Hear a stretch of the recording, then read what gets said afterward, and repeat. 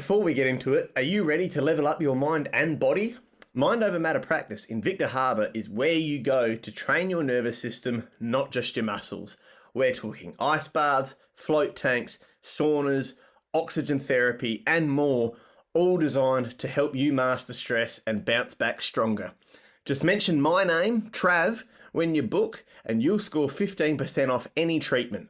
Check them out at mindovermatterpractice.com.au and start building real resilience today. G'day, legends, and welcome to today's episode of the Cold Exposure Hot Topics podcast. I'm your host, Trav Dittmar, and a big thank you to Mind Over Matter Practice for making the show possible today. My guest today is Tom Hobbs. Tom, how you going, mate? Good, mate. Thank you for having me on. Absolute pleasure. Now, I've been following you and your work for a couple of years now, I reckon. But for those who may not be super familiar with what you do, tell us a bit about who you are and what coaching means for you. Yeah, for sure. So, I would classify myself, I guess, as a body dysmorphia coach, for the lack of a better word. It's been a challenge trying to work out exactly what the title is. Essentially, I work with people. It's a combination of, I guess, the fitness industry, so you're training and nutrition coaching, whilst also integrating the inner world work, mental health, personal development aspect of coaching and sort of combining them. Working with people that have struggled with their body image, have tried a lot of things to obviously create the physical change, but are often held back by mental blocks, self-doubt, these, mental health struggles that are all too normal in today's society. And I guess that sort of came about from my own struggles with those things. I very openly struggled with body dysmorphia for 15 years. It was something that plagued me from probably year 5 or year 6 when I developed gynecomastia, which is basically man boobs, for lack of a better word, excess fat around chest that us men can get sometimes. And that sort of, really impacted my life for a long time. I started my, I guess, coaching journey as a PT, a standard gym floor PT. Just didn't know what I wanted to do with my life. Dropped out of uni 3 times, and I was like, oh, well, I love sport and I love the gym, so I'll go get my PT cert. Sort of started there and then did that for 3 or 4 years, moved into online coaching, your typical online training nutrition coach. And then, through my own, just like, I don't think the industry treats body dysmorphia and that side of things as well as I believe it could. And just my increasing, I guess, pull towards something higher than what I was doing sort of led me down this path. And I was like, I don't really see anyone integrating both those things into body dysmorphia in the fitness space. So I'm going to take it upon myself. And it's been a journey from there ever since, trying to nail it down. Yeah, wow, it's pretty in depth, isn't it? Like, there's a lot of different layers to what you do and how you've sort of developed your niche, I suppose. Now, body dysmorphia as a concept is still so misunderstood, and my personal opinion is especially in men as well. Can you offer a bit of guidance for a definition as to what it is and also what it isn't? Yeah, for sure, for sure.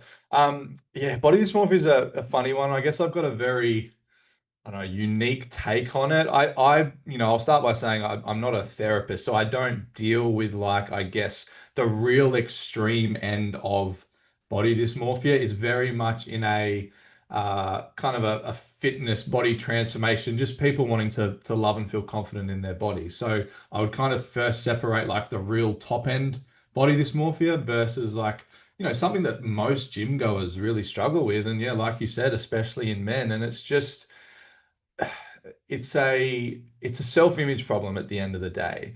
And I think especially in men, or in men and women, like, our logical human brain goes, okay, I don't like the body that I see in the mirror. Therefore, the solution is to lose the weight, lower body fat percentage, transform my body. Okay, for me to do that, I need to go and work with this coach and get this program and this meal plan. And what I say is, yes, that is 100% correct. However, the piece that I believe is missed, and I missed for 15 years, was if you don't have an inner world and identity that's aligned with you having that your dream body, it doesn't have to be shredded. It's just the body that makes you feel confident and allows you to live your best life. If we have misalignment there, the strategy's not going to work. And that was my experience. I'd done all the education on training and nutrition and anatomy and physiology, and like I knew how to do things, and I could actually transform my body, but there was no point where I was ever like, oh, I love what I see. I'm happy. I'm confident. I feel certain as a man. Like I can think about becoming a father and, husband in the future. And I'm like, yeah, like I'm super proud of the dad that I'm going to be, because in my head, I was like, oh no, like this is who I am. Like it's not good enough. Right. And it was Yeah. always this not good enough, not good enough, not good enough. So I guess where, my take on the body dysmorphia stuff is, we need to focus on the self-image first. We need to remove the power that even that label has. I think that has a lot to answer for. And just like my job's just to get people to see through the lies that they've been believing about themselves.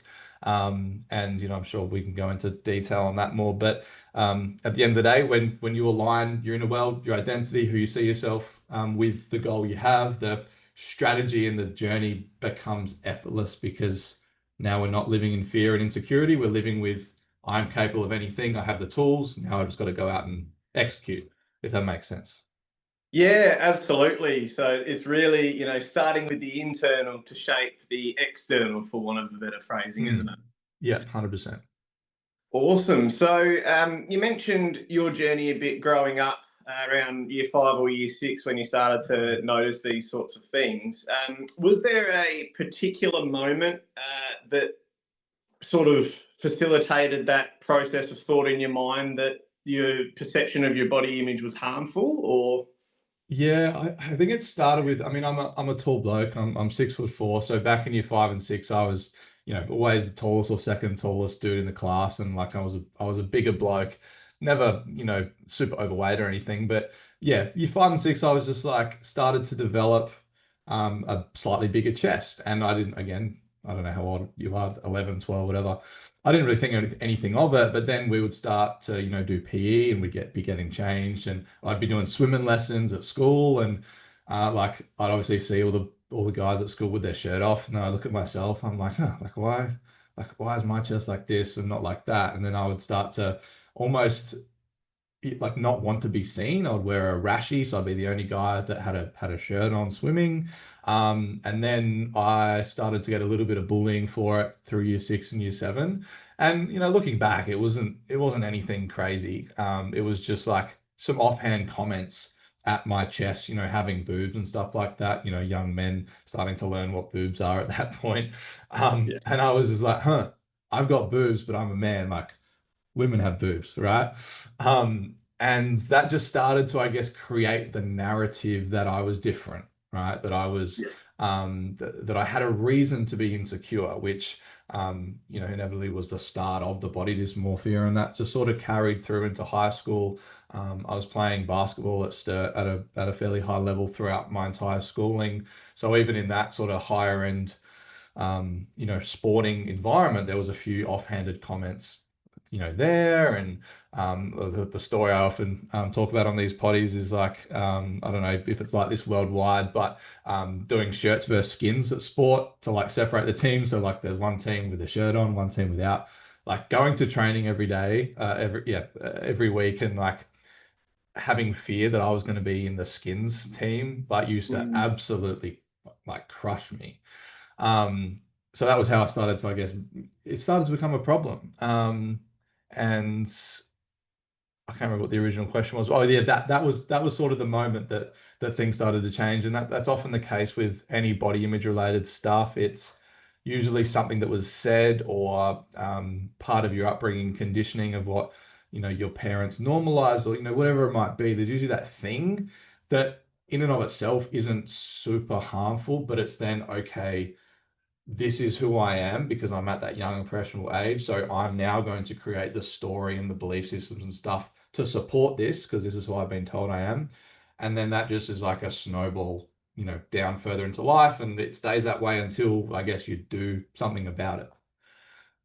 Yeah, yeah, and it's kids can be so cruel. Yeah. I think there's not many of us that haven't experienced some kind of bullying and all No. that kind of thing. And it's almost not intentional from the start. It's just okay, this is what people are doing. But it Mm, does certainly, when it keeps going, it certainly starts to shape those thought patterns and everything that mm. comes with it. So you've talked a bit about that moment and how you started to, I guess, process and work with that and develop those beliefs. What else can you tell us about like the day-to-day struggles of body dysmorphia?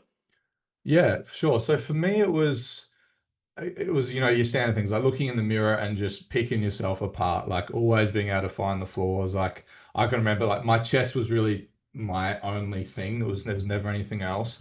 But like taking photos and just thinking my chest was huge or putting like I wouldn't wear white t-shirts. I had to wear big baggy clothes.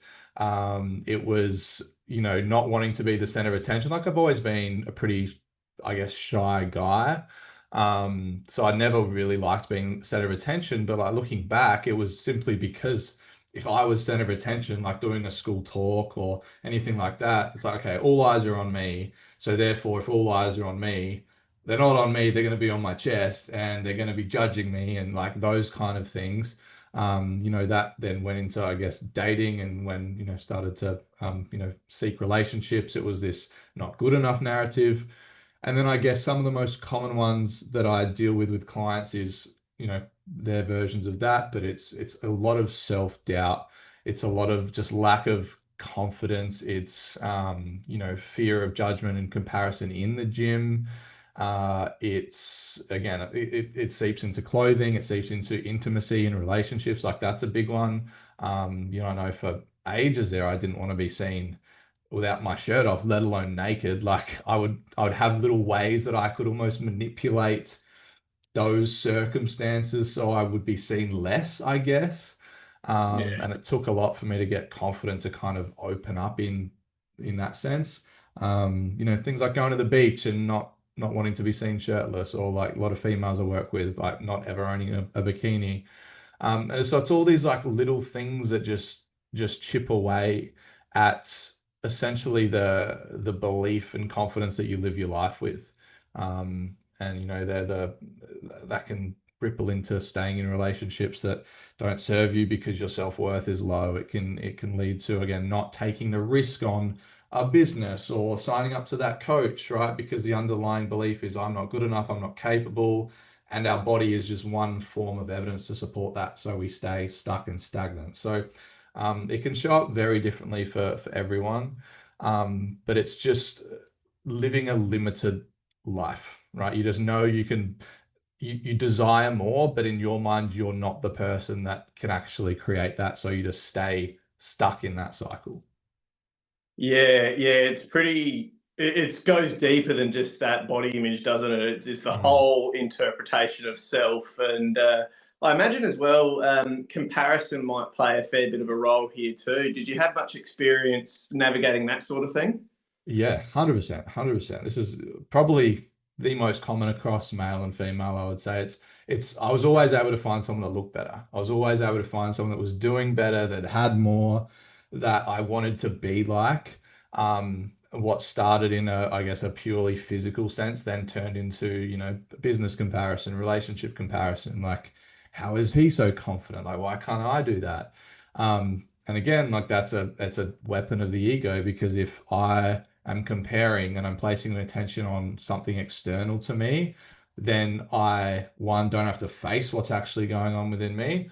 Um, and two, it's almost a protection mechanism. Because if I can look at someone else and place my focus externally, then I'm not going to have to look at what's actually going on with me because there's probably pain and discomfort associated with that. Like there's some stuff I'm going to have to work through. And ego just doing its job, unconscious mind is doing its job, looking to protect that from us will bury it down and down and down. And comparison is just a way that we can avoid doing that. And it also confirms that identity. It confirms that story, right? See, there's another person that looks better. See, there's another person that's doing better. Like ingraining those neural pathways that, yeah, I am the guy with body dysmorphia who can't be confident, who isn't like the typical male that he wants to be. It all just works in harmony unless we actually stop it. Yeah, yeah, absolutely. The ego does that. Like you say, it's Mm, very easy to look at the external, look at what everyone else is doing, and then let that shape your perspective of what you're not doing. mm. And I suppose when you were going through this, maybe before you even knew the term body dysmorphia, say, was it obvious to people around you that you were struggling with these sorts of things? And how did people treat you or respond to those struggles? Yeah, not really. It was something I just kept I kept to myself. Even like mum, I reckon mum only sort of realized it when I started talking about it on social media, to be honest. Wow. Like she didn't realize that it was impacting me that much. Um, and I guess it was, thinking about why that was the case. On the outside, I lived a great childhood, great life, always had friends, was always, I was good at sport. So I guess on the outside, I was just a regular guy that didn't have these struggles. But I guess for me, it was because I felt like I didn't realize other people were struggling at that point. Mm, So I'm just like, I just got to internalize this, like, because I didn't understand it, I guess. Like, looking at it now, it's really easy to see why I was sort of hiding it. But because I did feel really like the outlier, or I was just being silly and I was making up in my head. And, because I would have people complimenting me, I was managing to attract relationships, and they were good, throughout the years. So, um, the evidence was there that from the outside that I was fine, but I just didn't know what it was. Like I just didn't mm, know how to deal with the root of it. I was just like, okay, I've just got to change my body, um, and that'll be fine. But yeah, hindsight is good looking back. But it's definitely a silent struggle for a lot of people, and I think um, body dysmorphia, the label itself, is quite a harsh thing. So something I've been trying to do better is to not even lean into that label so much, because it is quite harsh. And some people might be like, oh, I don't want to associate with that because it's a real negative thing. mm, So even just like, speaking more from a place of just body image insecurities is, I think, a good way for a lot of people to recognize it. Because once they're like, oh yeah, I have that and I have that, I have that, I have that. So, oh, cool. Now we can actually fix it, rather than just being like, oh, I just want to lose weight, or I just want to change my body. It's like, no, there's other things probably going on that's stopping that. So, yeah, that was my experience. yeah, incredible, mate. And especially I think for men, sort of when we were growing up as well, even as young boys, like there is less of that, I suppose, sympathy and empathy component, and it's very much more that get on with it and do it. Mm, And we see a lot of that still, I suppose, in what they call the manosphere now, and mm, those hyper alpha masculine type mm, influences and things. And mhm, there is that big culture around the place of like, shredding and bulking and be a beast, be a warrior, all of this type of thing. mm. What do you interpret out of that, and what are some of the more harmful narratives that you see around these days? Yeah, for sure. There's, as with anything, like our society loves to live at both ends of the spectrum. You've got that side of things, which is the real, I guess, I don't like toxic masculinity. I think that's a great term, but just there, that real like hyper masculine focus. And we've also got the other end, which is like almost the complete opposite, where it's like no action. It's just sitting in our shit, not questioning anything. So for me personally, I'm like, I used to, I guess, look at that stuff a lot and try and work out where I fit. But now I'm just very much like, okay, what's gonna serve me best? And Mm, for me, like there are times where I'm like, yeah, like you are thinking about this too much. You are sitting in this too much. Like you actually need to take action to change the things you don't like. So that's one big part of the body dysmorphia stuff is like, yes, there's all these root cause things that we need to work through. However, at the end of the day, if you don't take the inner work and then utilize it in your external work to create the body that you actually like, now we have another problem, right? Now we're sitting in body positivity, and now uh, we're living a limited life when that's not who we were put on this earth to be. And yeah, I guess in men, yeah, the most common thing in the fitness space is to just, yeah, I just need to get on the program. I need to get, just be more disciplined and be more motivated. But that might be the case for some people. But for a lot of people, it's okay, this will be a lot easier for you if we actually work out the root cause of why you feel like this, of why you do compare, of why you do feel less than a man, or not good enough as a man. And let's actually change the narrative. And then once you get to that place, you're like, and this is for me anyway, like I can now decipher, okay, what do I actually need to do to move through this? Is it, yeah, like just like shut up, do the work, get to the gym, train, go for the run. Like you just need to do that, you're being lazy. Or hold on a minute, yeah, I got to pull back. There's something reoccurring here. Like like for me, spirituality is a big part of my life. So I always start with connecting to God and going through my things like that. And then I'll look at my beliefs and like what's been the reoccurring story that's been coming up that's been holding me back. I'll just like do a bit of an audit in that. Like, cool, got it. Like there it is. Okay, go through my reframe protocol, and then I can go back out and do the work. So it's one of those things that everyone's going to be a bit different in terms of the strategy they need. But as always, we need to ensure we're looking at both ends of this spectrum instead of just sitting at either end. Because you're just going to make things worse at the end of the day. Absolutely, and I think the big difference there is the degree of discipline versus obsession.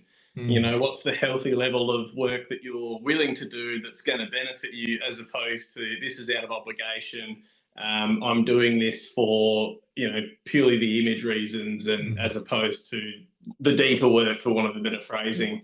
Yeah. So with your journey, we've talked about how it all started, how these belief patterns started to form, and everything like that. What helped you begin healing your relationship with your body? Yeah, for sure. So yeah, like I said, for so many years, I was just like, yeah, the solution is to change your body. So that's when I started PTing and I started getting to the gym more, and like, yeah, my body really did start to change, as it does when you start lifting weights. But it was the moment that really changed it was I went to, believe it or not, the first ever business seminar that I'd been to with one of my mentors that I've done a lot of work with. And similar to what I do now, his philosophy is we got to work on the business owner and the inner world stuff before we then look at the business, right? We want to make sure the business is aligned in a certain way. So I rock up to this one day thing and petrified as always because, the whole fear of judgment, don't want to be center of attention thing because I knew I'd have to talk in front of people. And we're starting the day going through all this mindset work and unconscious mind and neural pathways and how we perceive reality and all this stuff. And I was like, didn't even know this was a thing. And then we started to go into, I guess, yeah, how our identity is formed, just what belief systems are, concept of self-ego. And it started to click. And I was like, okay, I've struggled with this self-image for so long because I have continually kept it around and I have fed that identity. My thoughts throughout the entire day were around that version of me. So I'd created this almost impenetrable identity. So anytime I would try to change or be confident or, become the man I consciously wanted to be, ego's like, hold on a minute, that's not who we are. Like now we have misalignment. So we're going to sabotage that in some way. And we're going to pull back to who we are. Like we're the dude who hates his chest being seen or that lacks confidence or that like that's who we are, right? So that's what we've got to protect. And that's what really started to, I guess, loosen the screws. And I was able to take a step back from the fitness space that I was really embedded in at the time. And I was like, oh my God, like this was never about my ability to train or my ability to eat well. It was like I was fighting a complete uphill battle. And, you can still make progress. And I was making progress, but I wasn't anywhere close to the man I wanted to be. So that really, yeah, started to get me thinking. I was like, okay, this was all self-imposed. This was of my, like it's all in my control. And that's a big thing that I really try and drill into my clients is like, yep, cool. I had some bullying. I had some stuff external happen to me. Like clients that come to me always have stuff in their past, some really horrible trauma, some just things people shouldn't go through. But then if we're in the present moment and we're wanting to work on this, we've really got to get to the place where I'm like, okay, I'm not letting that define me, and I'm going to choose a different reality. It doesn't matter how valid my past was. Like, it's happened. It just is what it is. But every single present moment, I have the opportunity to fill it with what I want.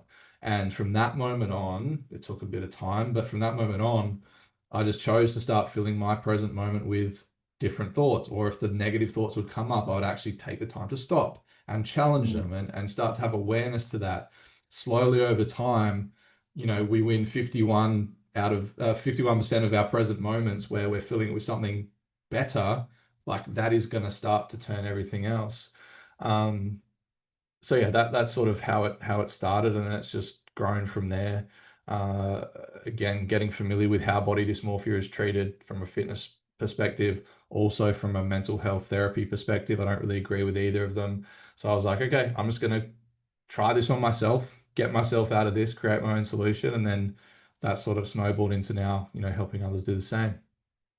Quick break, because if you're serious about mental strength and physical recovery, you need to hear this. Mind Over Matter practice down in Victor Harbor isn't just your average wellness spot. This place is built for people who want to train their response to stress and not just escape it. They've got guided ice baths, private infrared and steam saunas, float tank therapy, hyperbaric oxygen sessions, and even brain training tools, all under the one roof. Whether you're chasing peak performance or clawing your way back from burnout, this is where you need to reset and rebuild. As mentioned earlier, mention my name, Trav, and they'll knock 15% off of any treatment.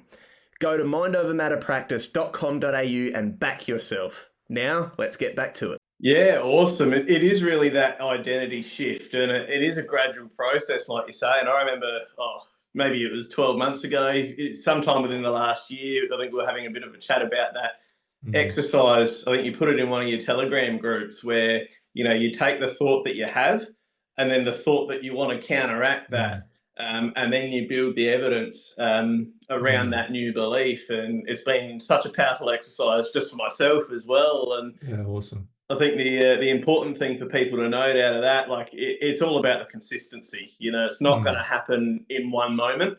It's that, say in your case, it was 10, 15 years worth of these negative thought patterns and stuff. Like, it takes a bit of time to rewire and counter that. So as a coach now, being aware of all that sort of thing, how exactly do you support others in shifting their mindsets and patterns around this? Yeah, for sure. Yeah, it's everyone's got that little bit of nuance that makes it all a bit different. But my overall methodology now is, if someone comes to me and they're like, yeah, body dysmorphia, body image related stuff, and then usually a bunch of other things that goes underneath that, it's okay. Like, the self-image work is the foundation and the most important part that we need to do first. So that is, I now do this through a 1-day event, where it's basically just, first of all, getting aware of, like I did, like getting aware of how things actually work, like how our brain actually works, how we actually perceive our reality, how our belief systems, our self-talk, like scientifically impact the way we perceive our world. So it's getting them to understand that. It's getting them to understand that our brain is malleable, right? So no matter how much you think this is just the way I am, or this is just the way things are going to be, like, again, scientifically, our brain is malleable. We can change our neural pathways in our thinking, which means we can change, who we are. So that's sort of the step one. And then from there, I guess my core method in that case is something called reverse reality. So this is where we get to the bottom of the narrative that they've been living by. So the easiest way to explain this is, like an actor or an actress has a script. They follow the script and they create the movie, which is then what we see. Humans are the same. We have a bunch of, belief systems and self-talk and values and stuff. But when we get to the bottom of all of our problems and challenges, and we're like, okay, what's like the core story that all of these challenges are telling us who we are? And then it's usually 1, 2, 3 sentences of, this is my story. So this is the script that I've actually been living by. And my body dysmorphia is just one symptom of this story. Just like my challenges in my relationships, or my inability to make X amount of money, or this, or this, or this. We're not focused on the body dysmorphia, the relationship at that point, because that's just a symptom. we're like, okay, what's driving this? It's this story that you got when you were freaking 10 because you were bullied about your chest and you just took that on as who you were. And then you've spent your entire life seeking evidence to support the story because that's who you actually unconsciously thought you were, right? Your ego was just trying to protect you. So once we can change that story, and you mentioned the reframe protocol, which is like, cool, anything that makes me feel less than is based on a lie. Okay, cool. What do I choose my story to be instead? Okay, I'm this empowered, confident man who is capable of changing his body, who is going to be an amazing father and husband, who, walks into a room with pride, blah, blah, blah, whatever it might be. Right. That is now where I live my life from. That is my foundation. And then, like you said, when you're then asked to find evidence to support those things, say it's a belief system, say it's I'm not a confident person. Cool, reframe that. Cool. Yep, I want to be a confident person. Okay. Write down 20 pieces of evidence that you have been confident in your life. And now that they're actually focused on that, it's like bang, bang, bang, bang, bang, bang, bang. Like, see, like this was always here. You just weren't focused on it because you were focused on the opposite. You're focused on the lie.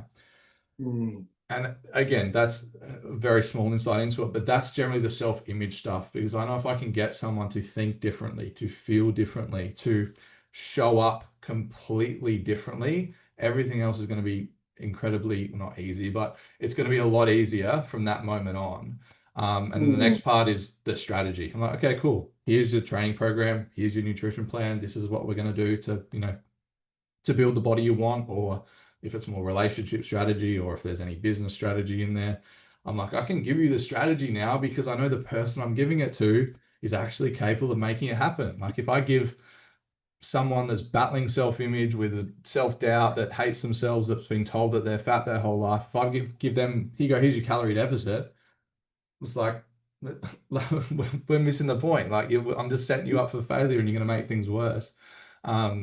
So that's, self-image. And then we get to the strategy, whatever that needs to be for the individual. Yeah, it's so fascinating, and I really love the script analogy there. And it's almost like using the starting point as where people actually want to end up, isn't it? Like Mm, it's, okay, yeah. I am this person that embodies all of these traits that I Mm, want. Now that yeah. I've integrated that within myself, let's do the workouts, let's do the, whatever it is. It's Mm, almost a reverse engineering way, isn't it?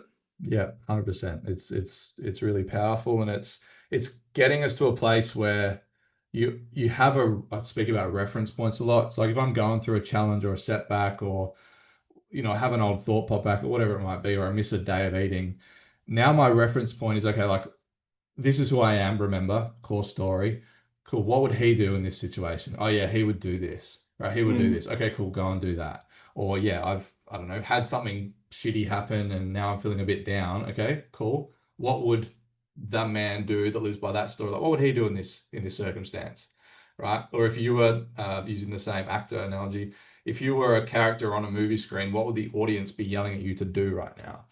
So it's having that reference point and that story for you to call upon to then just be like, oh yeah, this is just what I do. Like for me, I train 4 or 5 days a week. I eat really well 95% of the time. I don't even have to think about it. Why? Because that's just what I do, because that's in alignment with the core story and who I am and who I need to be to live and build the life that I want. So it just becomes this unconscious process, but now it's working for us instead of so many people having that work against them and then them being completely unaware that it's even happening. Yeah, it's incredible. It's, bringing that into the conscious state to gain awareness around it, and there's a bit of habit stacking in there as well. But then, Mm, yeah, it just becomes a second nature, which I think is the most powerful and fulfilling part of that journey, when you sort of realize, hang on, this is actually who I am now. I'm not just telling myself that this is who I am. It's just mm, second nature to me. 100%. And I've seen, a lot of the work you do with your clients, and transformations that they have and things. Can you walk us through a moment with a client that really, really stuck with you, or maybe shaped your coaching experience? And you don't have to name names here at all, but just Yeah. something that really, I suppose, validated within yourself that you are the person people come to for this. Yeah, yeah, for sure. There's been a few really cool transformations. I guess some of the most proud ones I've had is I've had a guy that I work with from the States in his early 50s that had lived 50 years with inferiority complex. And he's very similar to me, like same shirts and skins story, same body challenges as a man, like very similar to what I'd been through. And he started working with me in a one-on-one capacity, and his whole fear was the timeline, right? If I'm working with someone one-on-one intimately, we're only doing it for 6 to 8 weeks initially, and the first fear for people is that's not enough time because I have look at all my problems that I have, like this is enough time. But within 3 weeks, he sent me a message and he's like, yeah, like inferiority complex is gone. I've just gone and done this shirtless. I've done this. I've done this. I've done this. And like I was like, I know what I do works, but 50 years of inferiority complex gone in 3 weeks is incredible, right? And he's Mm. continued on his own journey now, and he's kept that going. Another really good one is people that have had binge eating and have been to, you know, literal therapists for it, never being able to overcome it for years. We've done work together in, 4 to 6 weeks, and that cycle's been gone. Um, Even, my last event, I had someone find me super randomly. She was from Adelaide, but found me on TikTok, like very, very random. Signed up to the event pretty much straight away. Walked in as a really like not didn't want to be there, but she was very shy. Obviously, when you go to these things, lacking a lot of confidence, a lot of body dysmorphia, a lot of like other personal challenges, and like was actually floated out of that room and like seeing what like the video she posts now of her body and her physique and the things she talks about. I'm like, this is a completely different person. Mm. So there's some of the biggest ones. Obviously, there's been a lot of purely before and after physical transformations over the years, which are cool, but when this work can impact not even body dysmorphia, it's just like seeing the person start to live as they're meant to, is incredibly fulfilling.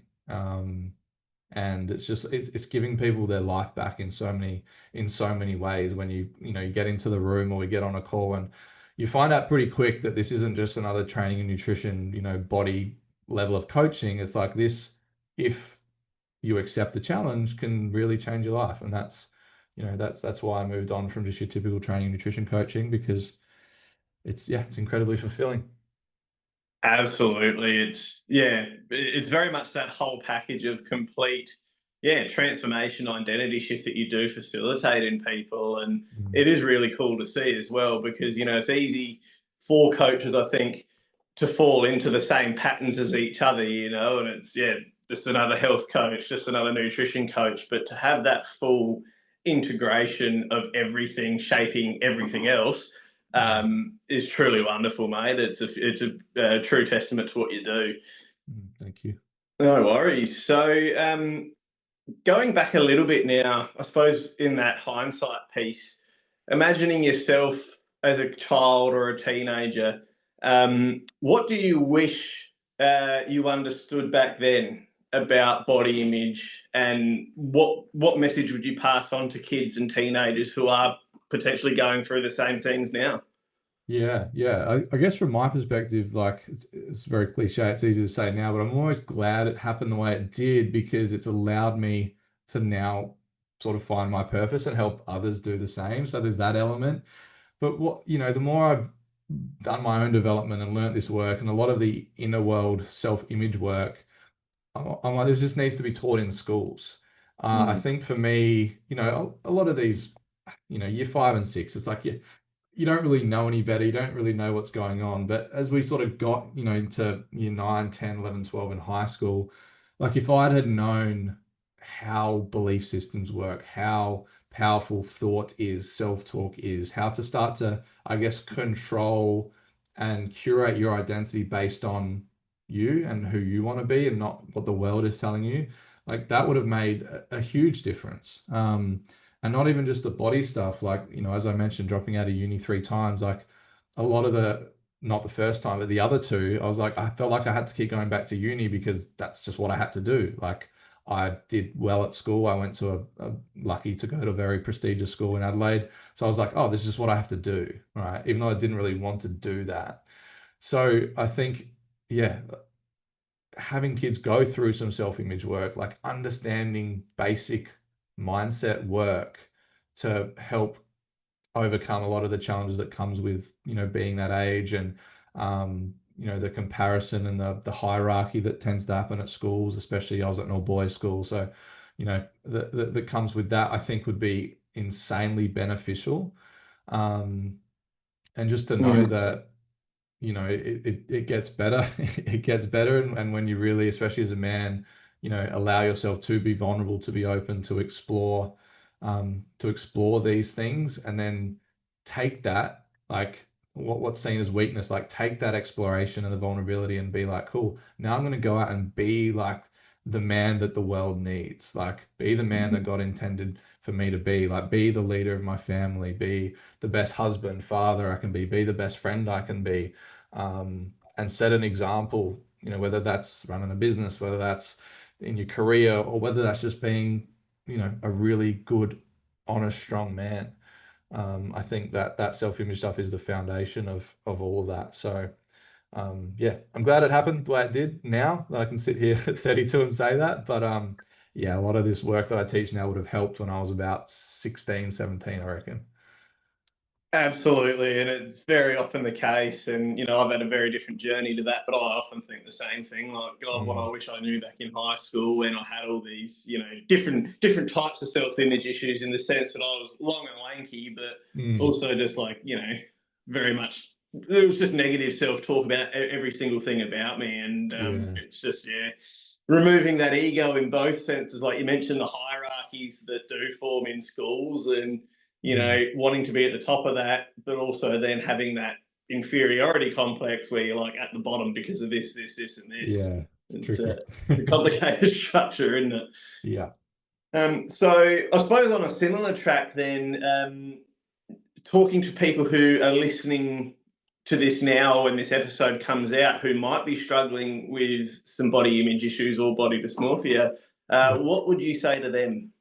Yeah, well, I think, the first thing is just acceptance of where you're at, I think is the biggest thing. I think it doesn't matter where you're at, doesn't matter what your body looks like, doesn't matter how many times you've tried things or failed, or like I said, the past is the past. You are where you are right now, and there's no need to beat yourself up and feel bad about it, assuming you're then wanting to do something about it.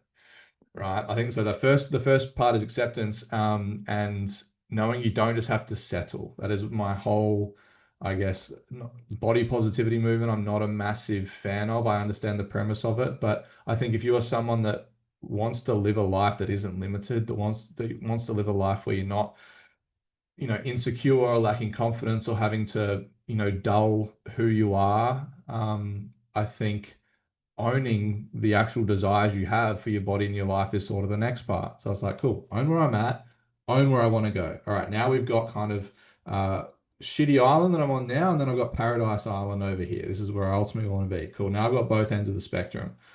All right, now who do I need to be to actually get to that paradise island, right? What would they do? How would they treat their body? How would they talk to themselves, right? Getting a bit of a clear image on that complete highest version of you and how they live their life, but doing so completely, just park your insecurities for a second, park your doubt, park what you think you can do. This is like almost like you're writing a book, right? Complete fairy tale. All right, now we've got that. The first piece, yeah, is the self-image work. So actually investing in, whether that's working with me or working with other incredible mindset coaches that are out there, actually doing the work to shift how you see yourself, right? The analogy I use is you've got those two islands, and then obviously we need to get in a boat to get to the island. Most people focus on the strategy and the how, which is, yeah, I just need to get in the boat, but then they don't realize the boat's got holes in it. All right. So we are the vessel that's going to facilitate this growth and transformation. Okay. Do the work, like clear the trauma, let go of the label, make peace with what's happened as best as you can. Everything you need to do to get into a headspace that is going to serve you.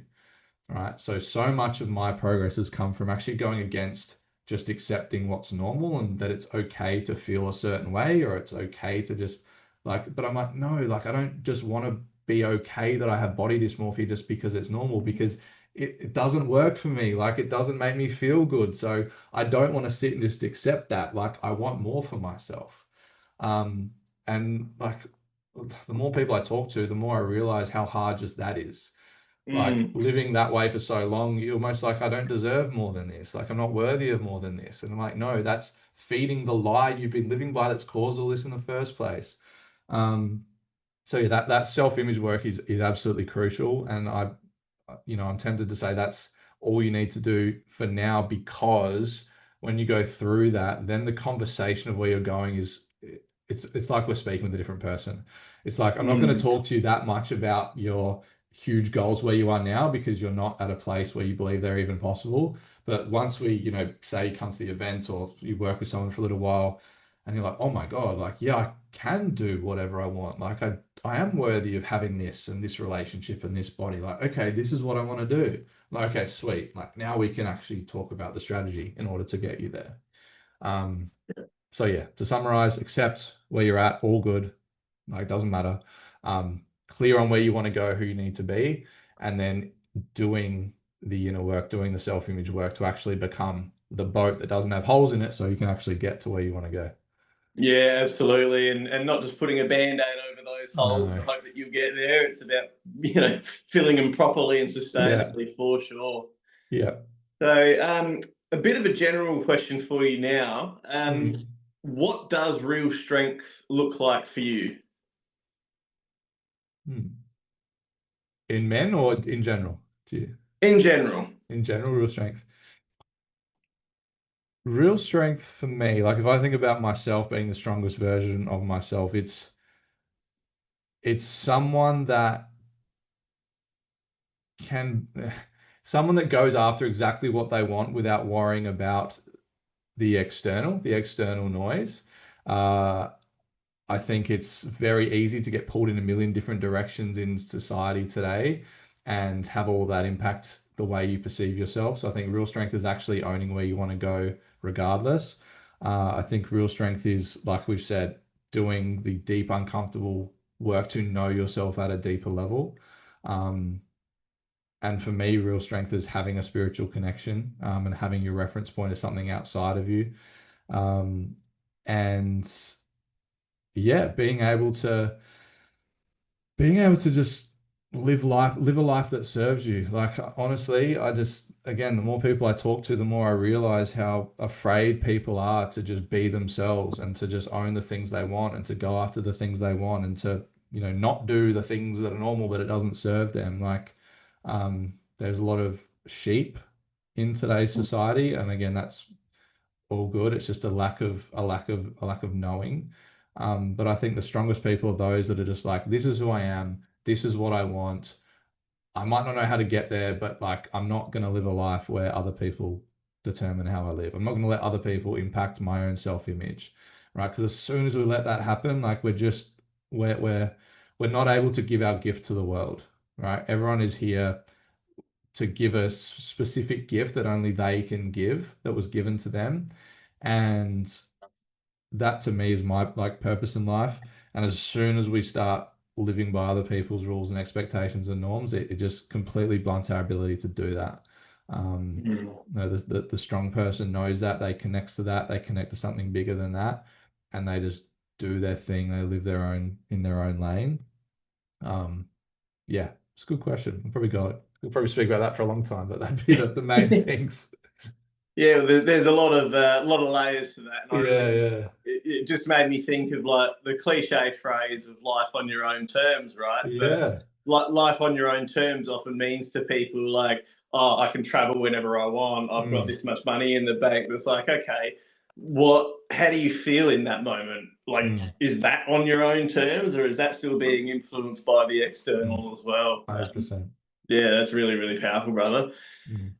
Is there anything I haven't asked you today that you wanted to share with us?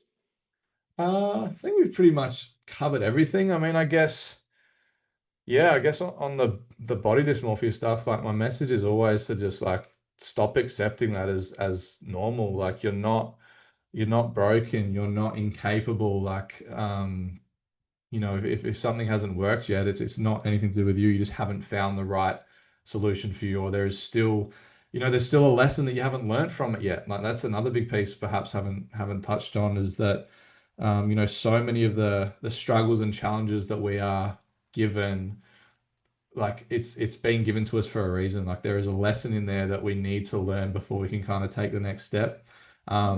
And the way that I choose to view life, again, this might be a bit woo woo, but I choose to believe that before I was born, I sat down with God and I was asked what kind of life I wanted. Um, and we created a plan of the things I needed to go through to become the man to be able to live that life and deliver the purpose. So anytime I have something bad happen or I'm struggling or I'm like continuously trying to get over this problem that just won't seem to fix, I'm like, okay, I asked for this before. Like this has obviously been given to me for a reason. And because of that, I can overcome it, but I'm just right now missing the lesson. I'm just a little unsure of what I need to do. Okay, cool. All good. Like go and get out into nature, go and train, go and journal, go and meditate, do what you need to do. But like, it's all good. You're going to be fine. Like, you asked for this. And for you to get to where you want to go, like, you're going to be tested, right? Are you going to pass the test or are you going to succumb to the world and earthly conditioning and be like, oh, no, I'm not capable. So I'm just going to give up and live a life of mediocrity? I'm like, for me, doesn't work. So all my body dysmorphia stuff, like so much of that was getting me to see my worth, to see my strength.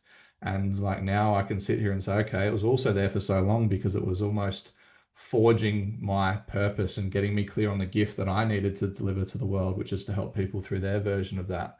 Um, so again, that's just like a perspective that I personally choose to believe. Again, doesn't really bother me if anyone else thinks that or not, but that really serves me. Um, and that's just how you gotta live with these struggles. You're like, okay, it's here for a reason. It's a test. What's it testing me on? What's the lesson? Like, lighten up a little bit around it. And the sooner you can do that, the sooner you can move on to to the next step. Yeah, I love that, man. It's recognizing that the obstacle is the way, and Mm, you can't really have the good without the bad, or the positive without the negative, whichever spin you want on it. yeah, Really, 100%. really powerful, bro. Mm. So how can people work with you and connect with you around what you do? Yeah, for sure. So yeah, Instagram is at Coach Tom Hobbs. I'm slowly pulling back on that now and really nourishing a free Telegram community I have. I find my ability to help people, whether that's their work with me or not, is through longer form content, such as like a podcast or voice notes, where I don't have to try and cater to the algorithm and stop the scroll and all that stuff. So yeah, send me a message on Instagram, and then yeah, ask for the link to the free Telegram community. Again, that's no strings attached. I just get in there every day and serve and answer questions with no expectations. Um, but then in terms of actual work, so I run a 1 day event called Origin. The next one is coming up on September the 5th, here in Adelaide. So that's a 1 day event, all day event where it's just max of 10 people. And that's very much around the self-image stuff that I've spoken about. So that's focused on getting you more aware, starting to undergo that self-image transformation and getting you to leave the room like that client I mentioned before, just with a whole new lease on life. And then after that, should people want to continue on, we have another thing that goes on that's a lot more of the strategy sort of work.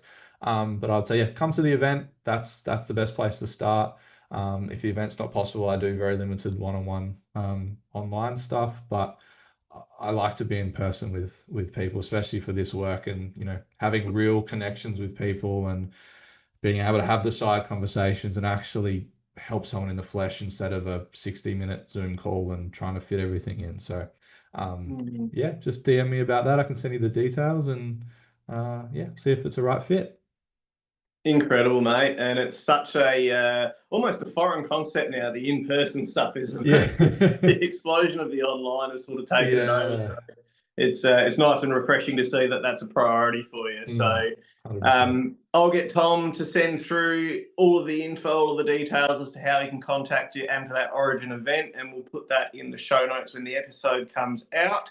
Awesome. Um, as for this podcast, you can find me on Spotify, YouTube, and Apple Music. And I'd also love a follow on Instagram if you want to keep up to date with everything that I'm doing. That's at the Journey of Trav.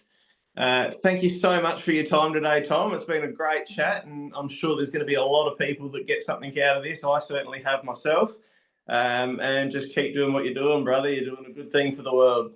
Awesome, mate. Thank you. I really appreciate you having me on. Thank you for listening. And yeah, keen. Thank you. My pleasure. Thanks for listening, legends, and I'll see you next week. Cheers.